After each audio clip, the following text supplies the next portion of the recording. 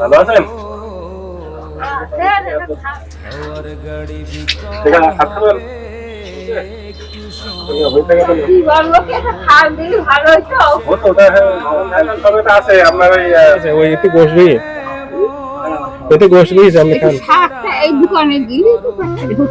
দোকানে তো নিয়ে আসি, ওখানে আর কিছু নেই, আপনি খান।